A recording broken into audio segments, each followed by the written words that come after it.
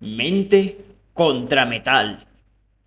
¿Dónde lo has encontrado? Preguntó Runon mientras Eragon entraba trastrabillando en el atrio de su casa y dejaba el trozo de mena de acero brillante en el suelo ante los pies de la elfa. Con toda la brevedad de que fue capaz, Eragon le habló de Solembum y del árbol Menoa. Runon se agachó delante de la mesa y acarició la marcada superficie de la mena, deteniendo los dedos en los trozos metálicos que llenaban la piedra.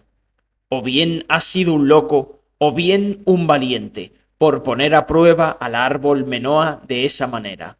No se puede jugar con él.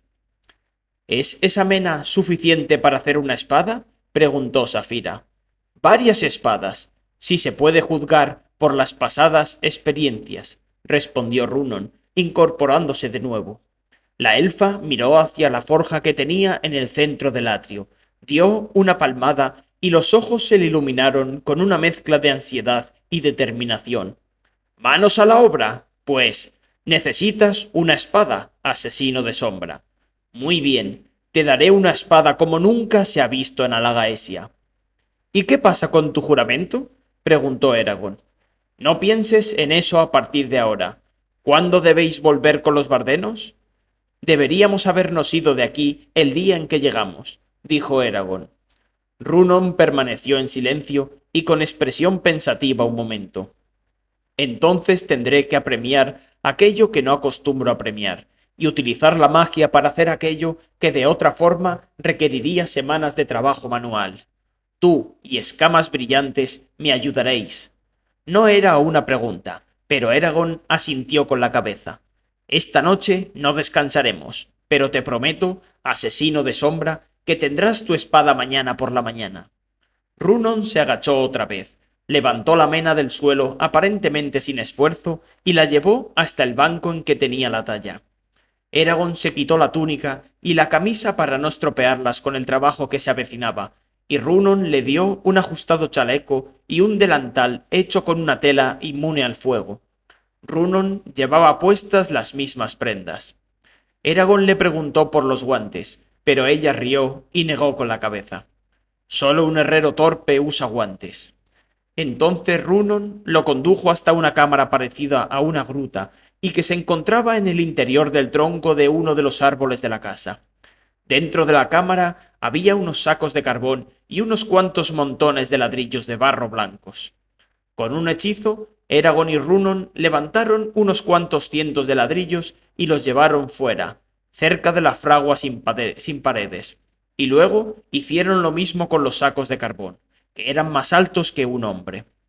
Cuando los materiales estuvieron colocados a satisfacción de Runon, ella y Eragon construyeron una fundición para la mena.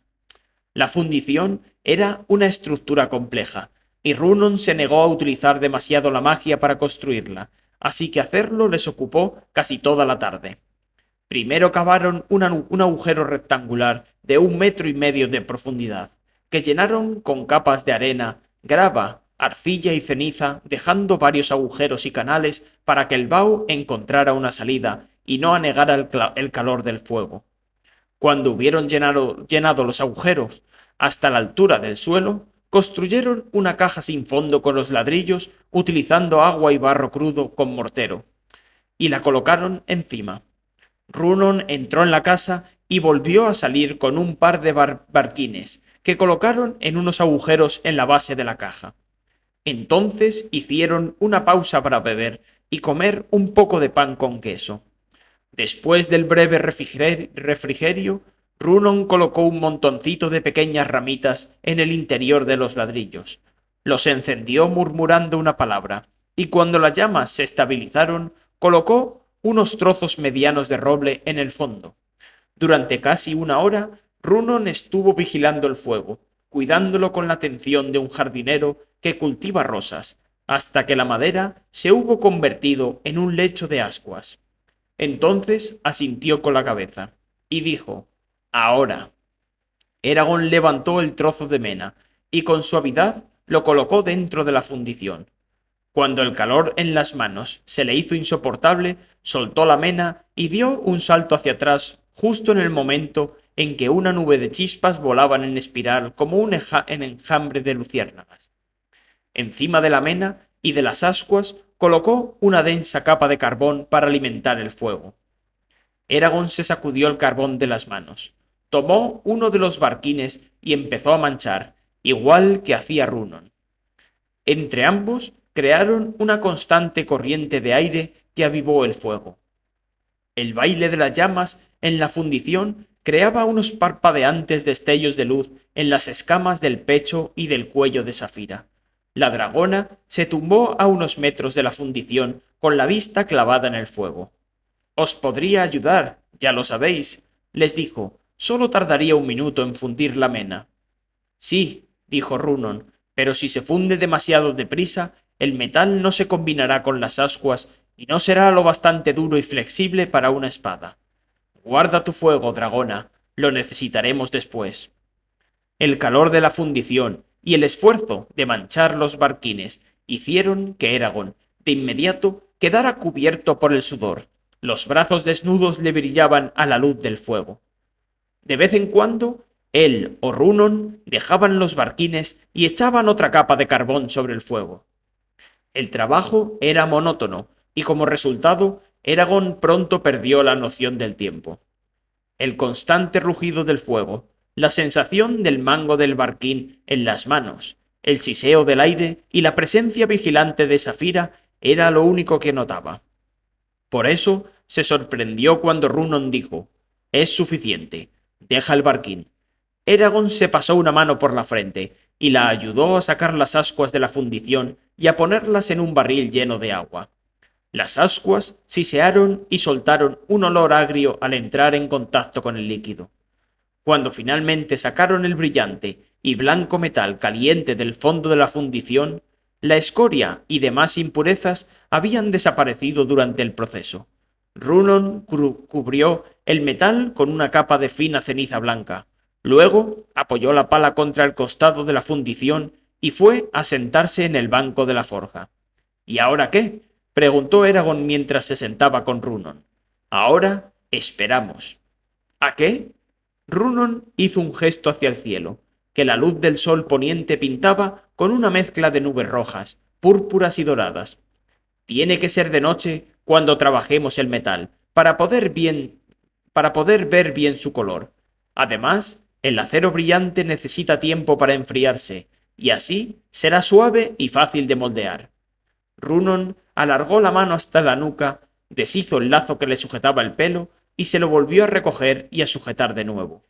Mientras tanto, hablemos de tu espada. ¿Cómo luchas? ¿Con una mano o con dos? Eragon pensó un momento, y luego dijo: «Depende.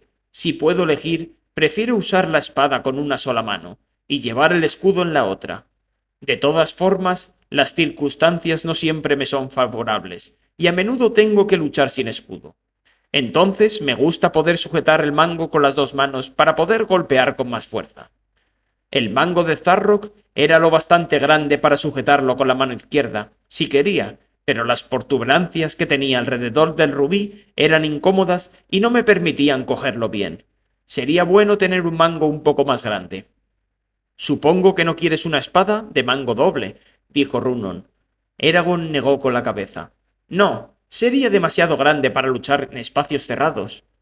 «Eso depende de la relación del tamaño de la empuñadura con el de la hoja, pero en general tienes razón. ¿Te adaptarías a una espada de 1,5 mango?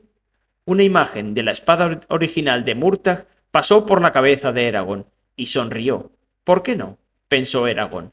«Sí, una espada de 1,5 mango sería perfecta, creo». «¿Y cuán larga quieres la hoja?» «No más larga que la de Zarrock». «Ajá. ¿Quieres una hoja recta o curvada?» «Recta». «¿Tienes alguna preferencia respecto a la guarda?» «No especialmente». Runon cruzó los brazos, bajó la cabeza y entrecerró los ojos. Hizo una mueca con los labios. «¿Y la anchura de la hoja?» «Recuerda, por delgada que sea, la espada no se romperá». «Quizá podría ser un poco más ancha hacia la guarda de lo que era Zarrock». «¿Por qué?» «Creo que tendría mejor aspecto». Una sonora y ronca carcajada explotó en el pecho de Runon. «Pero, ¿En qué mejoraría eso el uso de la espada? Incómodo, Eragon se removió en el banco sin saber qué decir. No me pidas que dé forma a una espada solamente para mejorar su aspecto, lo reprendió Runon. Un arma es una herramienta, y si es hermosa, lo es porque es útil. Una espada que no pudiera cumplir su función sería fea a mis ojos por muy bonita que fuera su forma, o por adornada que estuviera con las mejores joyas y los grabados más intrincados. La elfa apretó los labios, pensativa. Bueno, una espada adecuada tanto para el constante derramamiento de sangre del campo de batalla, como para defenderte en los estrechos túneles de debajo de Fadderdur, una espada para todas las ocasiones, de mediana longitud, excepto la empuñadura, que será más larga que la media. Una espada para matar a Galbatorix, dijo Eragon. Runon asintió con la cabeza, y como tal, debe estar bien protegida contra la magia. Volvió a hundir la barbilla en el pecho. Las armaduras han mejorado mucho durante este siglo, así que la punta deberá ser más estrecha de lo que la hacía antes, para poder penetrar mejor la plancha y la malla y para poder entrar en las rendijas entre las piezas. Runon sacó un trozo de cordel retorcido de un bolsillo, y con él tomó varias medidas en las manos y los brazos de Eragon. Después sacó un bastón de hierro forjado de la fragua y se lo lanzó a Eragon. Él lo atrapó con una sola mano y miró a la elfa con una ceja levantada. Ella le hizo un gesto con un dedo y dijo: «Vamos, ponte de pie y déjame ver cómo te mueves con una espada». Eragon salió de debajo de la fragua y le mostró algunas de las formas de manejar la espada que Brum le había enseñado. Al cabo de un minuto oyó el tintineo del metal sobre la piedra. Runon, carraspeando, dijo: «Oh, esto es inútil». Se puso delante de Eragon con otro bastón en la mano. Frunció el ceño con fiereza y levantó el bastón delante de él en un gesto de saludo. «¡En guardia, asesino de sombra!». El pesado bastón de Runon silbó en el aire cuando ella se dispuso a darle un duro golpe. Eragon saltó a un lado y paró el ataque. Los dos palos chocaron y Eragon sintió una fuerte vibración en la mano. Durante un breve rato, él y Runon lucharon, aunque era evidente que ella no practicaba hacía tiempo. A Eragon le pareció una rival formidable. Al final, tuvieron que parar porque los bastones de hierro se habían doblado y parecían unas retorcidas ramas de tejo. Runon recogió el bastón de Eragon y llevó las dos piezas de hierro retorcido hasta un montón de herramientas rotas. Cuando volvió, la elfa levantó la cabeza y dijo: «Ahora sé exactamente qué forma debe tener tu espada. Pero, ¿cómo la vas a hacer?». En los ojos de Runon apareció un brillo divertido. «No la voy a hacer. Tú harás la espada en mi lugar, asesino de sombra». Eragon se quedó boquiabierto un instante. «¿Yo?», farfulló, «pero yo nunca he sido aprendiz de herrero, ni de forjador de espadas. No tengo la habilidad de forjar ni siquiera un cuchillo común». El brillo en los ojos de Runon se intensificó. «De todas formas, tú serás quien hagas esta espada». «Pero, ¿cómo? ¿Te pondrás a mi lado y me darás órdenes mientras golpeo el metal?». «No», repuso Runon. «Guiaré tus actos desde dentro de tu mente, para que tus manos hagan lo que las mías no pueden hacer. No es una solución perfecta, pero no se me ocurre ninguna otra manera de esquivar el juramento y que me permita aplicar mi arte». Eragon frunció el ceño. «Si tú mueves mis manos por mí, ¿en qué es distinto eso de hacer la espada tú misma?». La expresión de Runon se ensombreció. «¿Quieres esta espada o no, asesino de sombra?», dijo con brusquedad. «Sí». «Entonces evita agobiarme con preguntas así. Hacer la espada a través de ti es distinto, porque yo creo que es distinto. Si creyera otra cosa, poco después mi juramento me impediría participar en el proceso. Así, a no ser que desees volver con los bardenos con las manos vacías, harás bien en guardar silencio sobre el tema». «Sí, Runonelda». Entonces fueron hasta la fundición, y Runon y Safira levantaron la masa. Todavía caliente, del acero brillante solidificado en el fondo de la caja de ladrillos. «Rómpelo en trozos del tamaño de un puño», le dijo Runon, que se apartó una distancia prudencial. Safira levantó la pata delantera, y la dejó caer con toda su fuerza sobre la rugosa barra de acero brillante. La tierra tembló y el acero brillante se rompió por distintos puntos. La dragona pisó 3 veces más el metal hasta que Runon estuvo satisfecha con el resultado. La elfa reunió los afilados trozos de metal en su delantal y los llevó hasta una mesa baja que estaba al lado de la forja. Allí clasificó el metal según su dureza, que podía ver por el color y la textura del metal partido, o al menos eso le dijo a Eragon. Algunos son demasiado duros, otros demasiado blandos, dijo, y aunque podría solucionarlo si quisiera, eso requeriría volver a fundir, así que utilizaré solamente las piezas que ya sean adecuadas para una espada. En los bordes de la espada tiene que haber un acero ligeramente más duro. Tocó un montón de trozos que tenían un grano brillante, para obtener un buen filo. El centro de la espada debe tener un acero un poco más blando. Continuó, tocando un montón de trozos más grises y menos brillantes que los otros, para que pueda doblarse y absorber un golpe. Sin embargo, antes de que demos forma al metal en la forja, hay que trabajarlo para quitarle las impurezas que quedan. ¿Y eso cómo se hace?, preguntó Safira. Eso lo verás dentro de un momento. Runon fue hasta uno de los postes que soportaban el techo de la fragua. Se sentó apoyando la espalda en él, cruzó las piernas y cerró los ojos, con el rostro sereno. ¿Estás listo, asesino de sombra?, preguntó. Lo estoy, repuso Eragon, a pesar de la tensión que sentía en el estómago. Lo primero que Eragon notó en Runon, cuando sus mentes se encontraron, fueron los acordes bajos que resonaban en el oscuro y enredado paisaje de sus pensamientos. La música era lenta y meditada, y estaba en una escala que resultaba extraña e intranquilizante. Eragon no estaba seguro de qué era lo que eso decía del carácter de Runon, pero la inquietante melodía le hizo reconsiderar el hecho de permitirle controlar su cuerpo. Pero entonces pensó en Safira, que estaba sentada a su lado, vigilándolo, y la inquietud disminuyó y pudo bajar la última de las defensas que rodeaba su conciencia. Sintió que su piel entraba en contacto con la lana cuando Runon envolvió su mente con la de ella, y se insinuó en las zonas más privadas de su ser. Sintió un escalofrío y casi se apartó, pero entonces la voz ronca de Runon resonó en su cabeza. «Relájate, asesino de sombra, y todo irá bien». «Sí, Runonelda». Entonces Runon empezó a levantar sus brazos, a moverle las piernas, a hacerle girar la cabeza y a experimentar con las distintas posibilidades de su cuerpo. Aunque a Eragon le resultó raro sentir que la cabeza y las piernas se le movían sin su consentimiento, todavía le pareció más extraño que los ojos empezaran a movérsele de un lado a otro, como por su propia voluntad. La sensación de indefensión le despertó un repentino ataque de pánico. Cuando Runon lo hizo caminar hacia adelante y tropezó con el canto de la forja, haciendo que estuviera a punto de caerse, Eragon recuperó de inmediato el control de sus facultades y se sujetó al yunque de Runon. «No interfieras», dijo cortante Runon. «Si te fallan los nervios en un momento poco adecuado durante el proceso de forja, podrías causarte un daño irreparable». «Tú también podrías hacerlo si no tienes cuidado», replicó Eragon. «Ten paciencia, asesino de sombra. Habré dominado esto cuando se haya hecho de noche».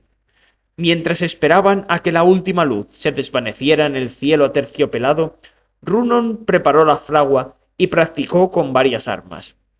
La torpeza inicial con el cuerpo de Eragon desapareció pronto, aunque una vez quiso coger un martillo y le rascó las puntas de los dedos en la mesa. El dolor hizo que a Eragon se le humedecieran los ojos. Runon se disculpó y dijo: «Tus brazos son más largos que los míos». Al cabo de unos minutos, cuando estaban a punto de empezar, comentó: «Es una suerte que tengas la rapidez y la fuerza de un elfo, asesino de sombra, porque si no, no podríamos tener esperanzas de terminar esta noche». Runon cogió los trozos de acero blando y duro con que quería trabajar y los colocó encima del horno. A petición de la elfa, Safira calentó el acero abriendo las mandíbulas solo un poco para concentrar el fuego que le salía de la boca en una estrecha llamarada que no se extendiera por el resto del taller. La rugiente ráfaga de fuego iluminó todo el atrio con una fiera luz azul, que hizo brillar las escamas de Safira con destellos cegadores. Cuando el metal empezó a adquirir un intenso color rojo, Runon hizo que Eragon apartara el acero brillante del torrente de llamas con unas pinzas. Lo dejó encima del yunque, y con una serie de golpes rápidos de mazo aplastó los trozos de metal hasta convertirlos en unas placas que no tenían más de 1 centímetro de grosor. La superficie del acero rojo mostró unas motas incandescentes. Cuando terminaba con un trozo de acero, lo tiraba a un cubo de agua. Cuando hubo acabado de aplastar todos los trozos, Runon sacó las placas del cubo y Eragon notó el calor del agua en el brazo. Luego frotó la superficie de cada uno de ellos con un fragmento de arenisca para quitar las escamas negras que se habían formado en ella. Este proceso dejó al descubierto la estructura cristalina del metal, que Runon examinó con gran atención. Luego clasificó el metal según el grado de dureza y de pureza, siguiendo las indicaciones del cristal. Eragon, al estar tan cercano, percibía cada pensamiento y sentimiento de Runon. La profundidad de los conocimientos de la elfa lo impresionaron. Ella veía cosas en el metal que él no sospechaba que existieran, y los cálculos que hizo respecto al tratamiento que aplicar estaban más allá de su comprensión. También notó que ella no estaba satisfecha con cómo había manejado la maza al aplanar el acero. La insatisfacción de Runon aumentó hasta que al fin dijo: «Bah, mira esas marcas del metal. No puedo forjar una espada así. Mi control de tus brazos y tus manos todavía no es suficientemente bueno para fabricar una espada destacable». Antes de que Eragon pudiera razonar con ella, Safira dijo: «Las herramientas no hacen al artista, Runon Elda. Seguro que puedes encontrar la manera de compensar este inconveniente». «¿Inconveniente?», se burló Runon. «No tengo mejor coordinación que un novato. Soy un extraño en una casa extraña». Sin dejar de rezongar, lanzó al metal unos pensamientos que fueron incomprensibles para Eragon, y luego dijo: «Bueno, quizá tenga una solución, pero te lo advierto, no continuaré si no soy capaz de mantener mi nivel habitual». No le explicó cuál era la solución ni a Eragon ni a Safira, sino que fue colocando una a una las placas de acero en el yunque y las rompió hasta que quedaron como unos copos no más grandes que pétalos de rosa. Entonces reunió la mitad de los copos, los amontonó dándoles forma de lingote y los unió con arcilla y corteza de abedul. El lingote se colocó encima de una gruesa pala de acero con un mango de 2 metros de longitud, parecida a la que utilizan los panaderos para meter y sacar las hogazas de pan del horno. Runon colocó el extremo de la pala en el centro del horno, y luego hizo retroceder a Eragon todo lo que pudo sin que soltara el mango. Le pidió a Safira que continuara lanzando fuego, y el atrio volvió a iluminarse con una radiante luz azul. El calor era tan intenso que Eragon sintió su piel crepitar, y vio que las piedras de granito que formaban el horno habían adquirido un brillo amarillo. El acero brillante hubiera tardado media hora en llegar al grado de temperatura adecuado en el fuego de brasas, pero en el infierno de las llamas de Safira tardó solamente unos minutos en volverse blanco. En cuanto lo hizo, Runon ordenó a Safira que se detuviera.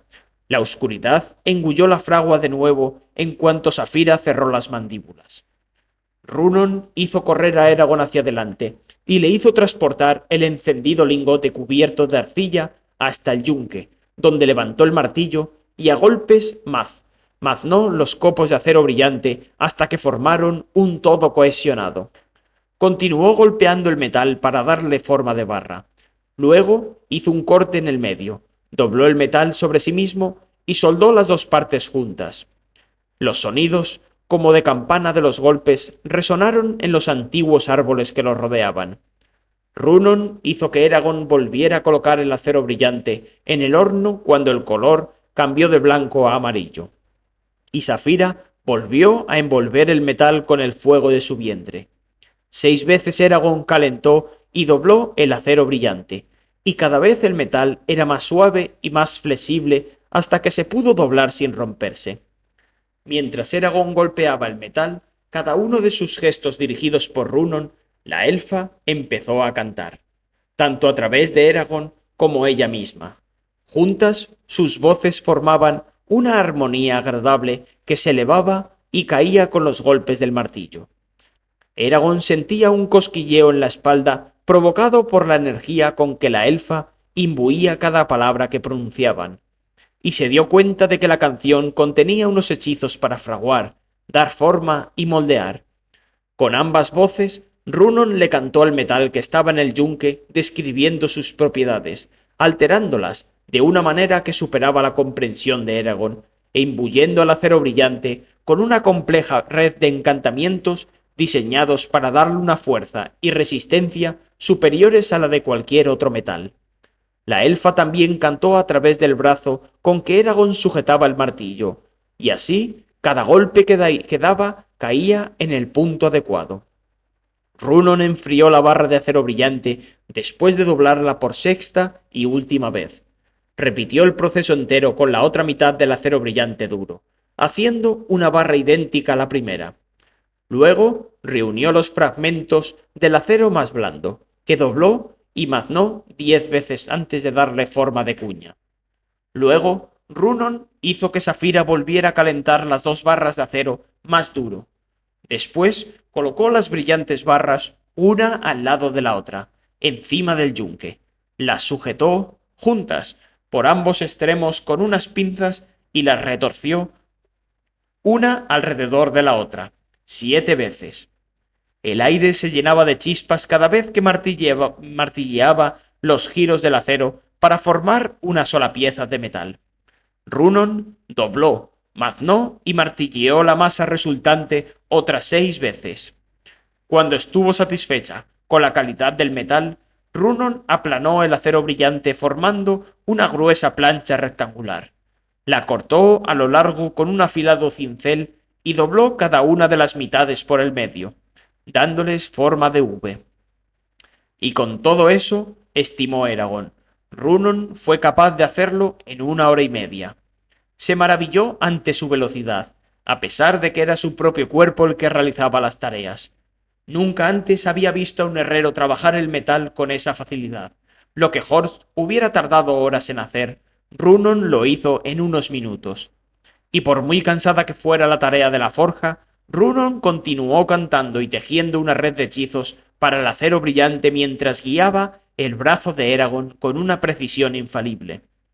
En medio del ruido, el fuego, las chispas y el esfuerzo, a Eragon le pareció ver, mientras Runon le hacía desplazar los ojos por la fragua, a un trío de esbeltas figuras que estaban de pie en el borde del atrio. Safira confirmó su sospecha al cabo de un momento al decirle: Eragon, no estamos solos. ¿Quiénes son?, preguntó. Safira le envió una imagen de Mauth, la baja y marchita mujer gata, que ahora tenía forma humana y se encontraba de pie entre 2 pálidos elfos que no eran más altos que ella. Uno de los elfos era hembra, el otro varón, y los dos eran extraordinariamente hermosos, incluso para el criterio de los elfos. Sus solemnes rostros con forma de lágrima parecían sabios e inocentes por igual, lo cual hacía imposible adivinar su edad. La piel tenía un ligero brillo plateado, como si los 2 elfos estuvieran llenos de tanta energía que ésta les salía por los poros de la piel. Eragon preguntó a Runon la identidad de los elfos, en cuanto ella se detuvo un momento para darle un breve descanso. Runon los miró, lo cual permitió a Eragon verlos bien, y luego, sin interrumpir su canción, le dijo mentalmente: son Alana y Dusan, los únicos niños elfos de Yesmerá. Hubo una gran alegría cuando fueron concebidos hace 12 años. No son como los otros elfos que he conocido, dijo Eragon. Nuestros niños son especiales, Eragon. Están bendecidos con ciertos dones, dones de gracia y dones de poder, que ningún elfo adulto puede igualar. Cuando crecemos, nuestra plenitud se marchita de alguna manera, aunque la magia de nuestros primeros años nunca nos abandona por completo. Runon no quería perder más tiempo hablando, hizo que Eragon colocara la cuña de acero brillante entre las dos tiras en forma de V, y las golpeó hasta que las tiras envolvieron casi por completo la cuña y la fricción hubo juntado las piezas. Entonces Runon mazó las piezas juntas, y mientras el metal todavía estaba caliente, empezó a extenderlo y a darle forma de espada. La cuña blanda se convirtió en la espiga de la espada, y las dos tiras formaban las tejas, el filo y la punta. Cuando hubo perfilado casi la forma de la longitud final de la espada, Runon trabajó la espiga con el martillo hasta que estableció las proporciones definitivas. Runon sujetaba el hierro ante las fosas nasales de Safira, y la dragona soltaba un chorro de fuego que iba calentando unos 15 centímetros de la espada cada vez, para que Runon pudiera ir trabajándola por partes. Un ejército de sombras retorcidas tomaba el perímetro del atrio cada vez que Safira soltaba una llamarada. Eragon observaba fascinado cómo sus manos transformaban el vasto trozo de metal en un elegante instrumento de guerra. Cada golpe de martillo, la forma de la espada se hacía más clara, como si el acero brillante deseara ser una espada y estuviera ansioso por adoptar la forma que Runon quería darle. Por fin, el proceso de forja llegó a su fin. En el yunque reposó un hierro largo y negro, que aunque todavía tosco e incompleto, ya tenía un aspecto mortífero. Runon dejó que los cansados brazos de Eragon descansaran mientras el hierro se enfriaba al aire. Luego hizo que Eragon llevara la espada hasta otro rincón del taller donde había 6 ruedas de afilar distintas, y encima de un pequeño banco un amplio surtido de limas, bastardas y piedras abrasivas.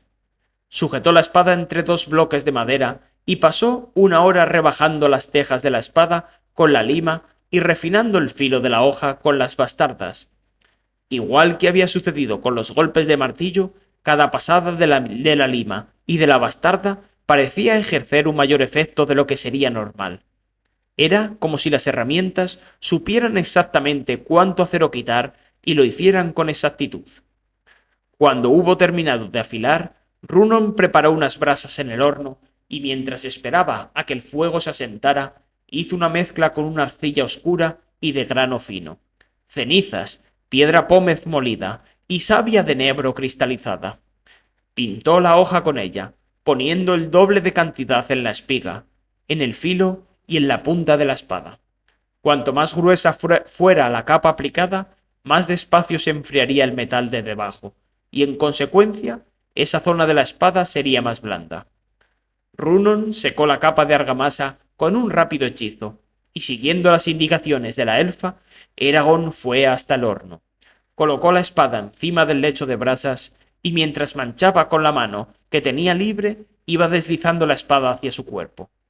Cuando hubo sacado la punta de la espada del fuego, le dio la vuelta y repitió el proceso. Continuó pasando la hoja por encima de las brasas hasta que los 2 filos de la espada adquirieron un color anaranjado uniforme y la espiga tuvo un vivo color rojo. Entonces, con un gesto suave, Runon levantó la espada de las brasas, blandió el hierro candente en el aire y lo metió en el cubo de agua que había al lado del horno. Una densa nube de vapor se elevó cuando el hierro entró en contacto con el agua, que siseó y bulló. 1 minuto después, el hervor se apagó, y Runon sacó la espada, que había adquirido un tono gris perla. Volvió a ponerla en el fuego y volvió a calentarla para reducir la fragilidad de los filos. Luego volvió a enfriarla otra vez. Eragon había esperado que Runon abandonara el control de su cuerpo cuando hubieran terminado de forjar, endurecer y templar la espada, pero para su sorpresa, ella continuó en su mente y controlándole las piernas.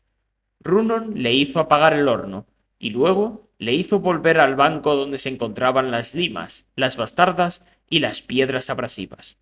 Lo hizo sentar y con las piedras más finas pulió la hoja. A través de los recuerdos de Runon, Eragon supo que ella acostumbraba a pasar 1 semana o más puliendo una espada, pero gracias a la canción que entonaba pudo terminar la tarea en 4 horas solamente. Además, grabó un estrecho surco a lo largo de las tejas por cada lado. El acero brillante mostró su verdadera belleza cuando se enfrió. En él, Eragon vio unos diseños brillantes y afiligrados que marcaban los límites de las capas de metal aterciopelado. A lo largo del filo de la espada se veía una veta de un blanco plateado y una ancha como el pulgar que parecían las llamas de un fuego helado.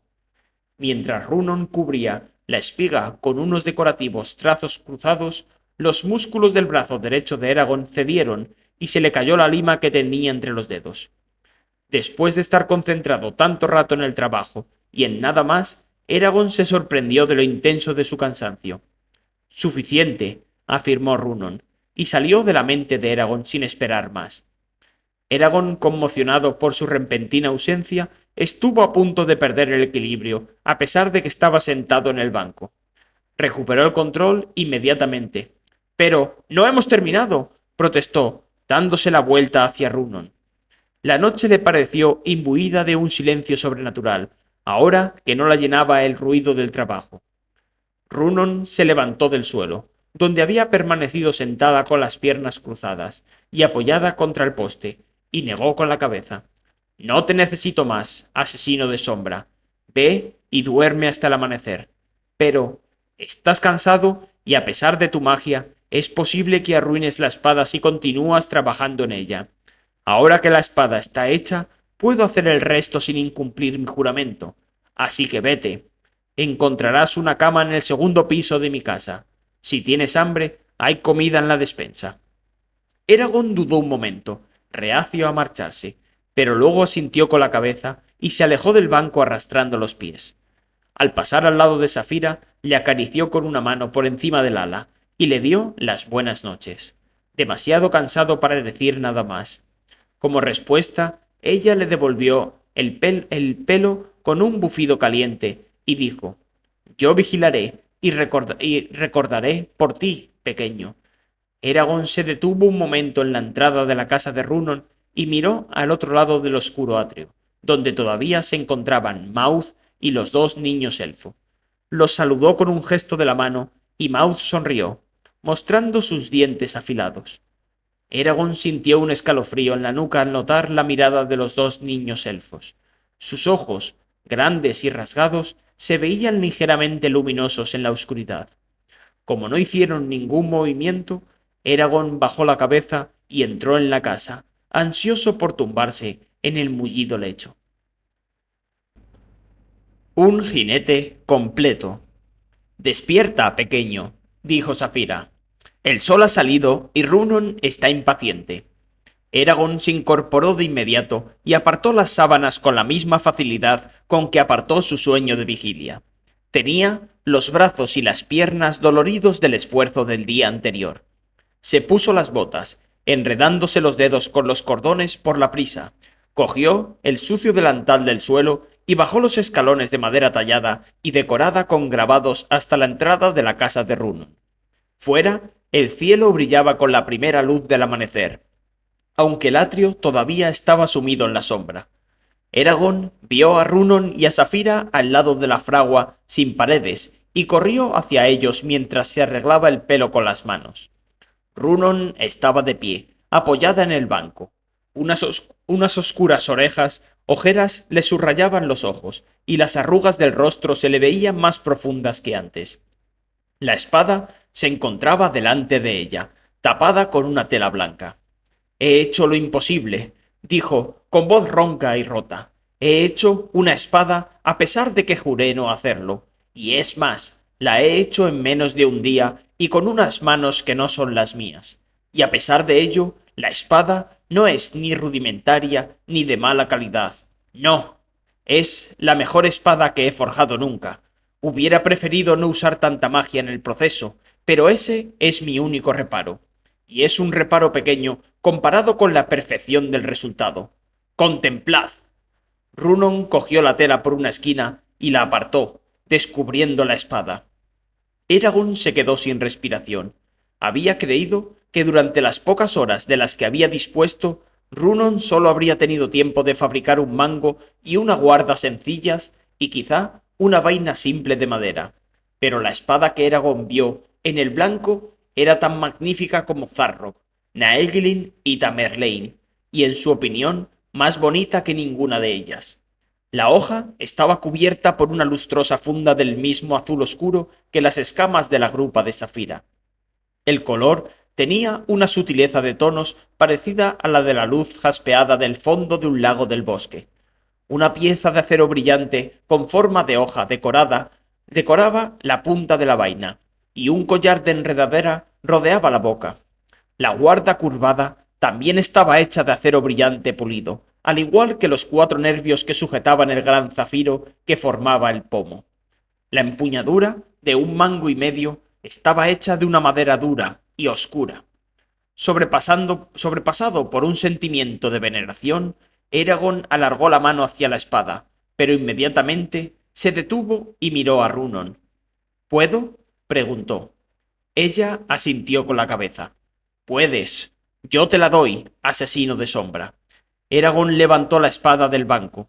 La vaina y la madera de la empuñadura eran frías al tacto. Durante unos minutos se maravilló de los detalles de la vaina y de la guarda de la empuñadura. Luego asió el mango y desenfundó la hoja. Al igual que el resto de la espada, la hoja era azul, pero de un tono ligeramente más claro. Era el mismo azul que Safira tenía en las escamas del cuello, en lugar del azul que tenía en las de la grupa. Y al igual que en Zarrock, el color tenía una luz iridiscente.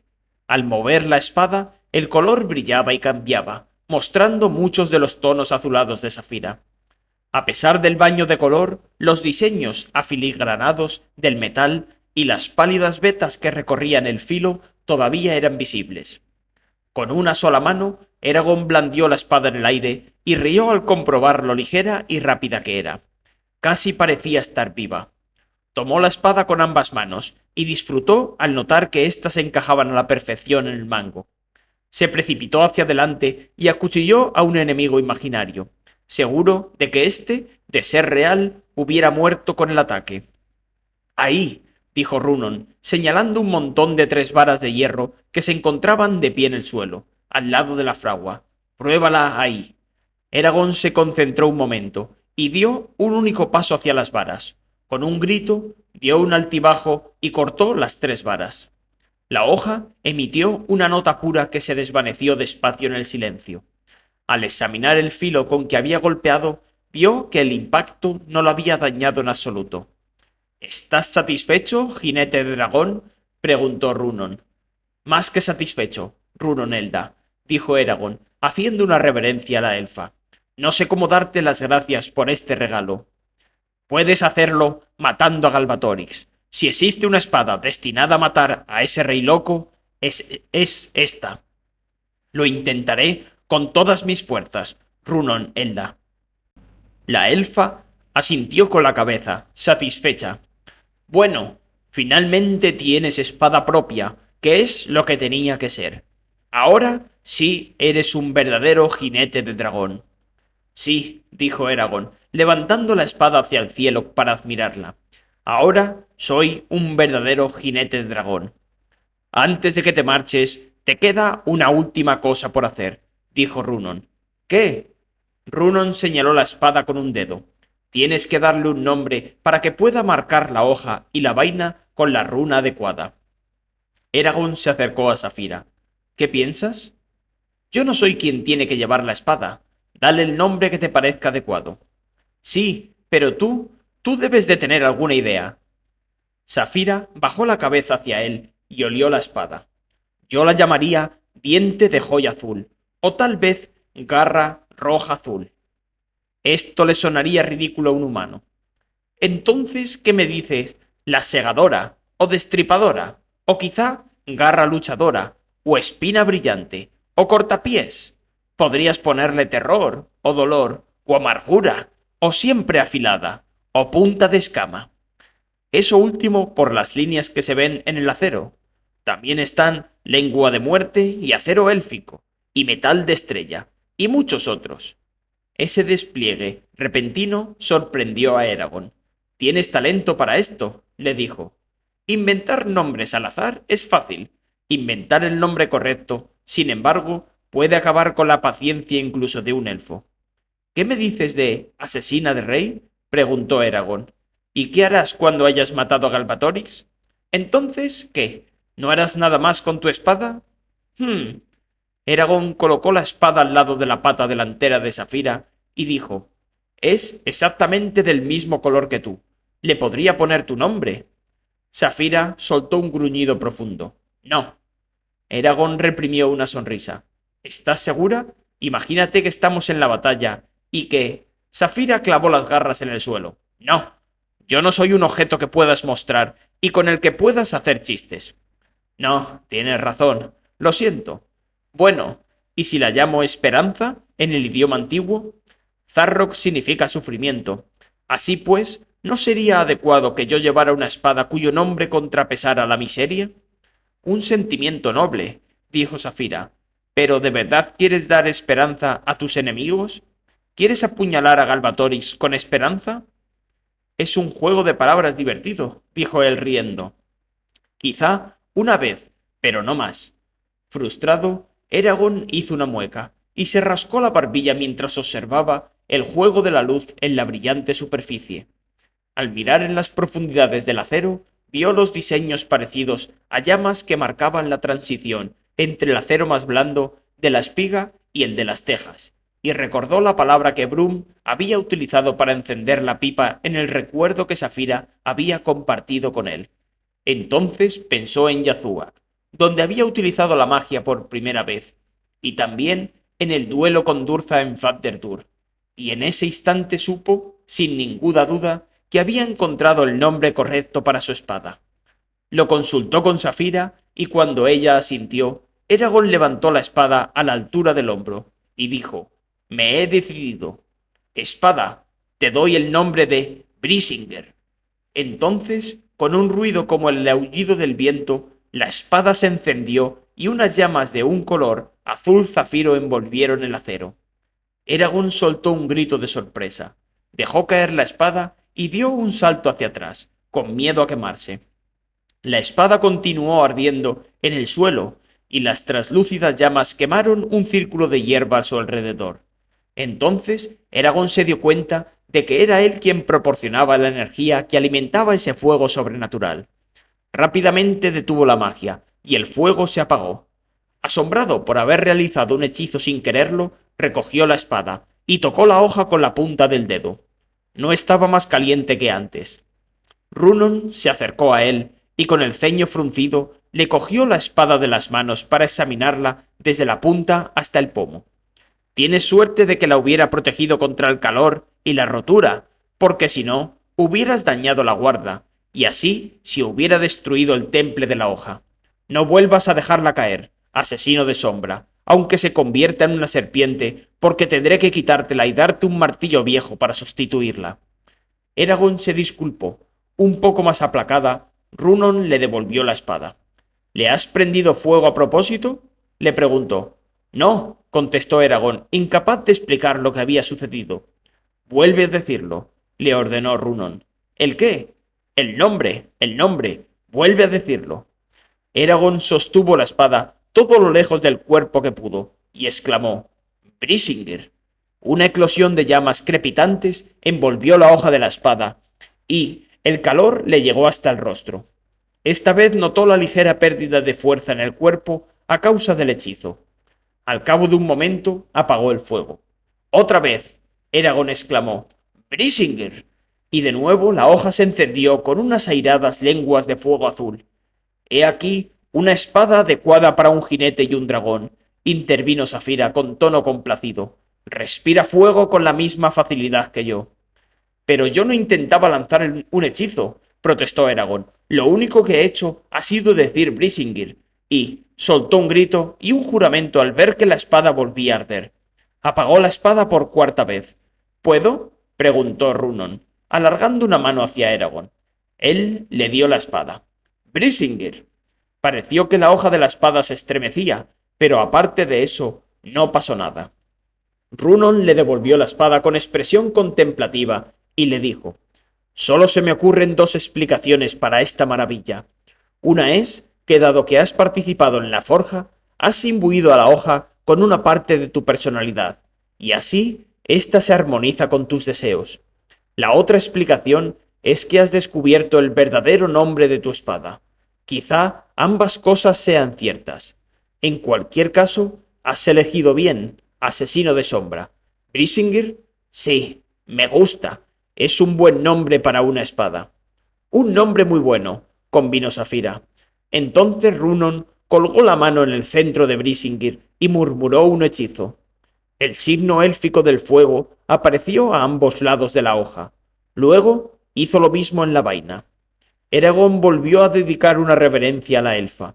Junto con Safira le expresaron su gratitud. Una sonrisa apareció en el anciano rostro de Runon, que les tocó la frente a ambos con su calloso pulgar. Me alegro de haber ayudado a los jinetes otra vez. Ve, asesino de sombra. Ve, escamas brillantes. Volved con los bardenos y que vuestros enemigos huyan aterrorizados cuando vean la espada que blandes. Eragon y Safira se despidieron y juntos se alejaron de la casa de Runon. Eragon llevaba la espada Brisingir en los brazos, como si sostuviese a un recién nacido. Brazaletes y espinilleras. Una única vela iluminaba el interior de la tienda de lana gris, pobre sustituta de la brillantez del sol. Roran estaba de pie con los brazos levantados mientras Katrina le anudaba los costados del chaleco acolchado que acababa de ponerle. Cuando terminó, dio unos tironcitos en el borde para alisarse las arrugas y le dijo: «Ya está. ¿Está demasiado apretado?» Él negó con la cabeza. «No». Katrina cogió las espinilleras que estaban encima del catre y se arrodilló delante de él a la parpadeante luz de la vela. Roran la observó mientras ella se las colocaba. Katrina le sujetaba la pantorrilla con una mano mientras le aseguraba la segunda pieza de la armadura. Roran sintió la calidez de su mano a través del tejido del pantalón. Luego, Katrina se puso en pie, volvió al catre y cogió los brazaletes. Roran estiró los brazos hacia ella y la miró a los ojos. Ella le devolvió la mirada. Con gestos deliberados y lentos, le sujetó los brazaletes en los antebrazos y le deslizó las manos desde los codos hasta las muñecas. Roran la cogió de las manos. Katrina sonrió y se soltó. Cogió la cota de malla del catre. Se puso de puntillas, se la pasó por la cabeza y se la aguantó a la altura del cuello mientras le ponía los brazos en las mangas. La cota de malla tintineó como si fuera de hielo cuando ella la dejó caer sobre sus hombros, y el tejido de malla cayó hasta tocarle las rodillas. Después, en la cabeza, le colgó el gorro de piel y le anudó las tiras debajo de la barbilla. Le sujetó el rostro con ambas manos durante un momento, lo besó en los labios y le puso el casco con cuidado encima del gorro de piel. Cuando volvía hacia el catre, Roran le pasó el brazo alrededor de la cintura, que ya empezaba a hacerse más ancha, y la detuvo. «Escúchame», le dijo, «no me pasará nada». Intentaba comunicarle toda la fuerza de su amor a través del tono de voz y de la intensidad de la mirada.